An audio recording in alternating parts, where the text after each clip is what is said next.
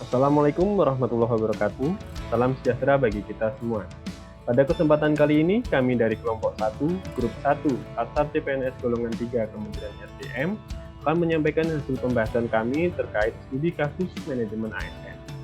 Sebelumnya, anggota kelompok kami terdiri dari saya sendiri, Bugar Waristara, kemudian ada Saudari Ria Afriani, Saudari Usfatun Hasanah, dan juga Saudara Andika Sinusaroyo. Dari hasil pembahasan kami terkait identifikasi isu-isu manajemen ASN yang ada di lingkungan kerja kami, terdapat 3 isu utama yang akan kami bahas. Isu pertama adalah rendahnya usulan diklat jabatan di lingkungan Sekretariat Jenderal Kementerian SDM. Kemudian yang kedua adalah belum adanya kewajiban mengisi atau menginput laporan harian pada aplikasi Siprek New Normal Kementerian SDM, dan juga mutasi jabatan yang tidak sesuai dengan kompetensi pada pegawai X pada unit subbagian. Untuk pembahasan isu pertama akan disampaikan oleh Saudari Fatur. Terima kasih Mas Bugar. Saya akan menjelaskan deskripsi isu yang pertama terkait rendahnya usulan diklat jabatan di lingkungan Sekretariat Jenderal Kementerian SDM. Hanya 45 dari total 600 pegawai di lingkungan Sekretariat Jenderal yang mengisikan usulan diklat pada formulir yang disediakan sampai batas waktu yang telah ditentukan. Artinya, hanya ada 92,5% yang belum mengisikan usulan diklat. Hal ini berarti aspek pengembangan karir yang tidak berjalan lancar. Salah satu penyebab utamanya yaitu belum adanya pedoman atau panduan terkait diklat-diklat apa yang harus diikuti oleh setiap pegawai. Selanjutnya, belum adanya sistem reward and punishment yang jelas untuk mengatur kewajiban mengikuti pengembangan kompetensi dan karir dalam bentuk diklat ini. Nah, dampak dan pihak yang terkena dampak isu tersebut yaitu dampak yang pertama adalah rendahnya pelaksanaan diklat di lingkungan Kementerian SDM sehingga mempengaruhi indikator kinerja terkait persentase penyelenggaraan diklat berbasis kompetensi dan juga jumlah pengembangan SDM. Pihak yang terkena dampak yaitu Kementerian SDM secara general dan juga Biro SDM sebagai penanggung jawabnya. Untuk dampak yang kedua yaitu pegawai tidak berkembang kompetensinya dan kebosanan dalam bekerja karena siklus pekerjaan cenderung monoton menurunkan motivasi bekerja pegawai. Yang terkena dampak yaitu pegawai ASN sendiri. Untuk dampak yang ketiga yaitu penyerapan anggaran diklat bagi pegawai rendah berpotensi dialokasikan ke pengeluaran lain sehingga realisasi anggaran tidak sesuai rencana anggaran. Yang terkena dampak yaitu Biro Keuangan Kementerian SDM. Untuk dampak yang terakhir yaitu rendahnya jumlah realisasi perencanaan pengadaan diklat bagi pegawai. Yang terkena dampak yaitu BPSDM Kementerian SDM. Untuk isu yang selanjutnya akan dijelaskan oleh Mas Andika. Terima kasih Mbak Uswa. Selanjutnya saya akan menjelaskan isu kedua yaitu mengenai belum adanya kewajiban mengisi atau menginput laporan harian pada aplikasi Siprek New Normal Kementerian SDM. Kita sebagai ASN diwajibkan mengisi laporan tugas harian dalam aplikasi yang terintegrasi di lingkungan Kementerian SDM, yaitu aplikasi Siprek New Normal Kementerian SDM untuk memonitoring aktivitas dan kinerja pegawai. Tetapi, tidak adanya ketentuan dan konsekuensi yang jelas menyebabkan setiap satuan unit kerja di eselon 1 memiliki kebijakan yang berbeda-beda terkait kewajiban mengisi laporan tugas harian. Seharusnya, terdapat reward dan punishment serta aspek monitoring dan evaluasi yang jelas terkait hal tersebut, sehingga pemahaman terkait pentingnya mengisi laporan tugas harian setiap pegawai sama. Selanjutnya, berikut adalah saya akan menjelaskan dampak dan pihak yang terkena dampak dari isu tersebut.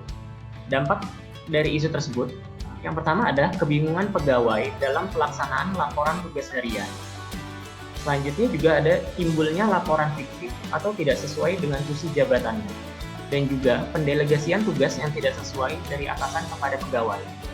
Pihak yang merasakan dampak ini adalah seluruh pegawai di lingkungan Kementerian ESDM. Yang kedua, dampak pekerjaan pegawai tidak termonitor dan sulit dievaluasi oleh atasan. Pihak yang merasakan dampak ini adalah atasan atau koordinator dari pegawai tersebut. Untuk isu yang ketiga akan dijelaskan oleh Mbak Ria. Baik, selanjutnya saya akan menjelaskan isu yang ketiga yaitu terkait mutasi jabatan yang tidak sesuai dengan kompetensi pegawai. Jadi, ada pegawai yang memiliki kompetensi pengadaan barang atau jasa di suatu subbagian perlengkapan namun harus dimutasi ke sebagian kepegawaian. Mutasi ini tidak mempertimbangkan kompetensi si pegawai, di mana sebetulnya si pegawai lebih dibutuhkan di sebagian perlengkapan. Mutasi ini juga tidak mempertimbangkan pengembangan karir si pegawai. Adanya mutasi ini menyebabkan si pegawai harus menjalankan dua tugas yang diberikan oleh sebagian kepegawaian dan juga sebagian perlengkapan. Adanya tugas ganda tersebut mengindikasikan adanya ketidakcocokan jabatan baru si pegawai karena si pegawai harus mengerjakan tugas sebagian lain yang sebetulnya tidak ada kaitannya dengan pengelolaan kepegawaian. Selanjutnya, saya akan membahas terkait dampak dan pihak yang terkena dampak dari isu tersebut. Pihak pertama yang terkena dampak adalah pegawai itu sendiri. Dampaknya berupa terhambatnya pekerjaan si pegawai karena bidang pekerjaan yang tidak sesuai dengan kompetensinya. Yang kedua, pegawai menjadi tidak produktif. Yang ketiga, tugas dan pekerjaan keseharian dari si pegawai tidak sesuai dengan tusi jabatan yang baru. Selanjutnya, untuk pihak yang terkena dampaknya adalah staf di unit lama si pegawai. Dampaknya berupa adanya trust issue antara pegawai dan atasan karena dipindahkannya pegawai di pekerjaan yang bukan kompetensinya. Selanjutnya saya akan membahas terkait analisis prioritas permasalahan. Jadi kami membahas terkait 3 isu. Kami menganalisis untuk memilih prioritas permasalahan menggunakan teknik USG. Jadi teknik USG itu melihat dari sisi urgensi, keseriusan tingkat permasalahan, dan juga growth dari permasalahan.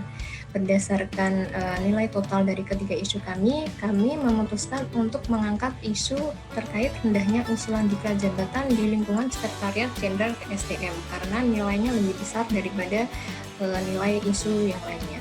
Selanjutnya akan dibahas oleh Mas Andika. Terima kasih Mbak Ria.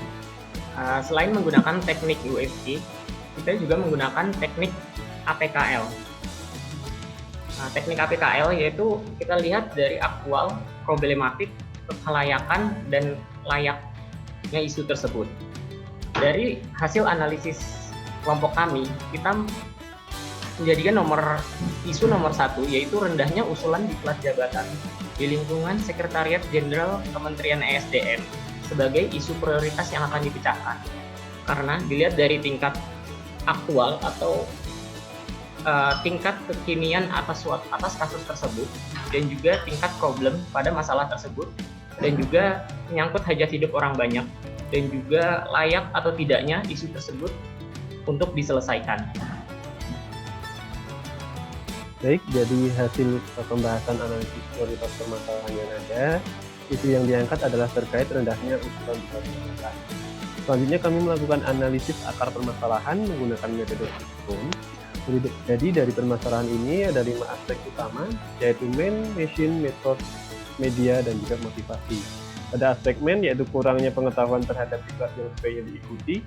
Pada aspek machine yaitu sistem pendaftaran yang semi manual karena masih menggunakan formulir dari Google Sheet. Kemudian aspek ketiga method yaitu belum ada kewajiban kepada pegawai untuk mengikuti diklat dan juga tidak adanya sosialisasi terkait diklat tersebut. Aspek keempat media yaitu terkait kurangnya publikasi terhadap diklat yang ada. Dan aspek kelima motivasi yaitu persamaan perilaku terhadap pegawai yang sudah diklat dan juga yang belum diklat ini sama. Kemudian tidak adanya reward and punishment terhadap pegawai yang mengikuti diklat. Baik, demikian pembahasan dari kami terkait isu-isu ke manajemen ASN. Terima kasih sudah mengikuti dan kami sangat berharap adanya kritik, saran, dan masukan sebagai bahan perbaikan kami.